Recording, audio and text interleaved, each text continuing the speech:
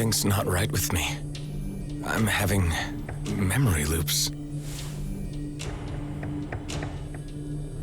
There was a dispute. I was standing in the way of their plans. I was restrained. Shot with something. Who is this? I managed to escape. That's all I can remember. I must find some answers.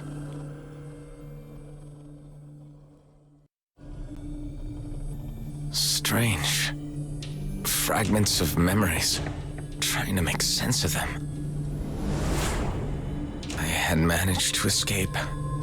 I was weak and ill. My cells were deteriorating. A deadly poison. A cytotoxin. Slow, relentless, eating me away.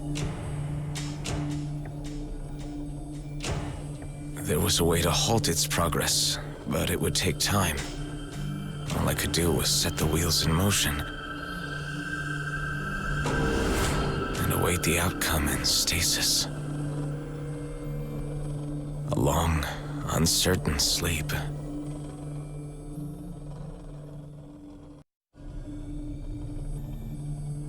My memories are not my own. They are copies. They originate from someone else. It was at the Fleet Academy. His name was Adam Roslin. Quiet, reserved, awkward around the others. He had a friend, Seth. They shared a dorm. Basic training was tough. Seth looked out for Adam. He stood up for him. The brains and the brawn. They became close, like a team. And then the orders came. Deployment for war against the Okar.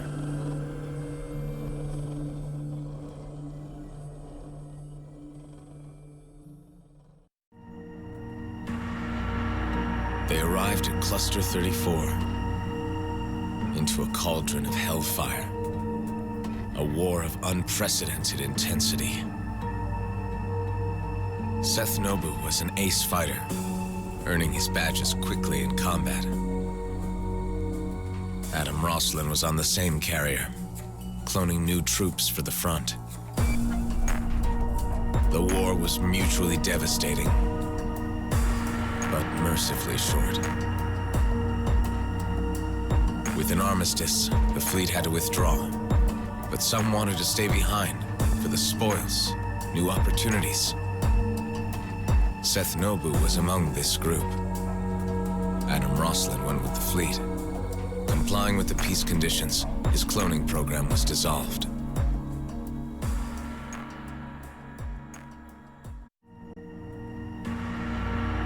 Reconstructing Cluster 34 would be an enormous task. Logistics for this new frontier were key. Seth Nobu had worked hard to build his business. He had the prestige, the contacts, and he greased every palm along his path. He was soon the biggest weapon supplier around, artfully circumventing the treaties. He had a simple reason for seeking out Adam Roslin again. Demand for illegal human clones. Adam needed some convincing. He had doubts. But in the end, the friendship held, and a deal was struck. It was only a matter of time before their illegal cloning venture was uncovered. The colonial authorities apprehended them during a raid. They were resigned to see out their days on a penal base. But there was one in the high command with different plans for them. Colonial Fleet Admiral Kryn Gork. He offered amnesty in return for their cooperation on a covert project. He needed Seth's facilities and Adam's expertise for decrypting the Okar genome, and he wanted it done in secret. The offer was preferable to a prison moon.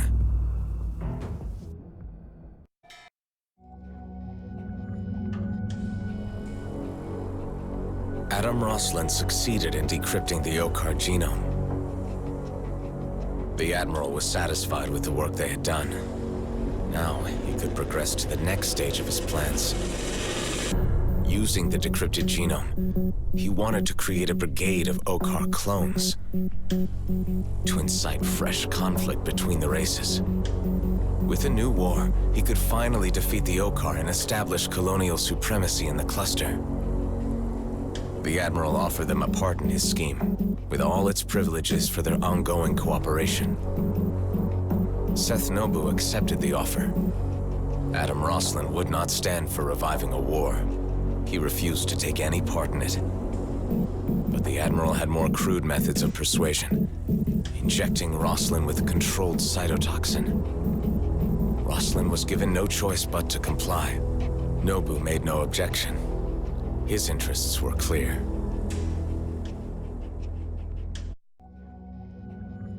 After a painful voyage, Adam Roslin finally reached the secret lab. His DNA code was recognized by the defense system. To his shock, the entire facility had been made unusable. Time was running out. But there were other cloning facilities, carriers, abandoned bases, scattered throughout the demilitarized zone, too far to reach. Remotely, he brought one of them back online, initiating an exploit protocol. If the plan worked, it would bring him a body replacement. In his fever, he made mistakes, but the wheels were set in motion. In the meantime, the cryo chamber would halt the cytotoxin's progress. A long, uncertain sleep.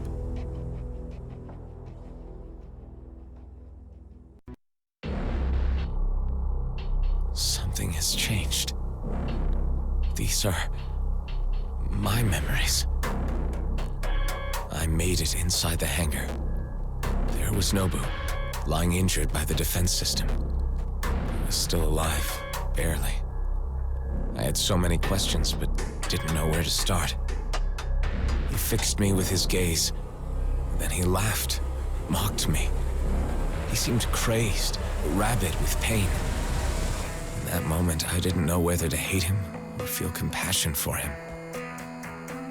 I had to make a decision. In the end, I realized that to start the next chapter of my story, his story had to end. With Nobu dead, my DNA was validated by the system. I was led to the lab. There he was, Adam Roslin, my original, waking from stasis. We looked at each other for a long time. It was a moment of reckoning. Then we talked, perhaps for hours. Roslin was filled with remorse, heavy with regret. He seemed to realize that I was not just a dull clone. He admitted his plan was ill-constructed. What was expected was a body replacement. What arrived was a person, a thinking, feeling being. Me. Roslin had reached the end of the line, and my lifespan was limited too. The clone sequencing he initiated had left me flawed. There was a chance for me to carry on, but not Roslin. So he instructed me in what to do. With the missing DNA fragments, I could use the lab's transfiguration pod and make myself complete. He showed me how to localize the fragments on the star map. Out of stasis, it didn't take much longer for the cytotoxin to finally do its work and kill Roslin. I had much to do. There were new possibilities, although time was limited in my current iteration. I needed a fresh body, and there was only one way to get it.